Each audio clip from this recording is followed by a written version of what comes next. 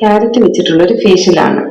നമ്മുടെ സ്കിന്നിലെ കറുത്ത പാടുകളൊക്കെ മാറി നമ്മുടെ സ്കിൻ നല്ല സ്മൂത്ത് ആകാൻ നമുക്ക് ഈ ക്യാരറ്റ് ഫേഷ്യൽ ചെയ്യുന്നതുകൊണ്ട് വളരെ നല്ലതാണ്. ബീറ്റ കരോട്ടിനും വൈറ്റമിൻ സിയും വൈറ്റമിൻ കെയും ഒക്കെ ധാരാളം അടങ്ങിയിരിക്കുന്ന ഒന്നാണ് ക്യാരറ്റ്.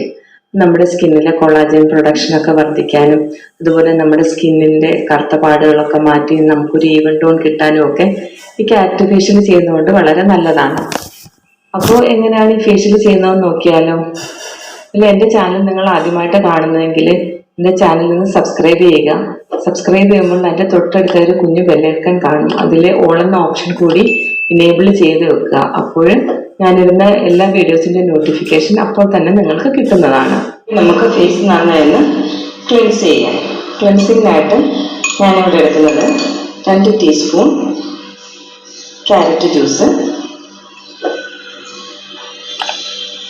2 teaspoon tomato juice. ഇത് രണ്ടും കൂടി നന്നായി മിക്സ് ചെയ്തതിന് ശേഷം നമുക്കൊരു കോട്ടൺ ഉപയോഗിച്ച് നമ്മുടെ ഫേസും നെക്കും നന്നായി ക്ലീൻ ചെയ്ത് എടുക്കാം. അതിനുശേഷം നമുക്ക് രണ്ടാമത്തെ സ്റ്റെപ്പായ സ്ക്രബ് ചെയ്യാം. സ്ക്രബിങ്ങിനായിട്ട് ഞാനിവിടെ നമ്മൾ ക്യാരറ്റിൻ്റെ ജ്യൂസ് എടുത്തതിന് ശേഷം ബാക്കി വരുന്ന ക്യാരറ്റിൻ്റെ 2 സ്പൂണ് ക്യാരറ്റ്, അതിലേക്ക് 2 ടീസ്പൂൺ പഞ്ചസാര, 2 ടീസ്പൂൺ ക്യാരറ്റിൻ്റെ ജ്യൂസ്.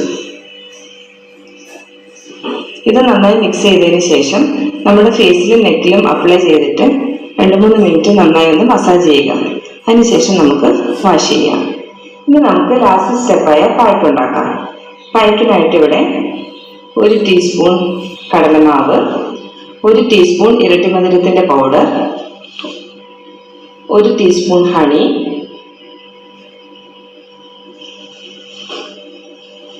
പിന്നെ ഇത് നന്നായി മിക്സ് ആവാനുള്ള ക്യാരറ്റിൻ്റെ ജ്യൂസും കൂടി ഒഴിച്ച് നന്നായി മിക്സ് ചെയ്യാം.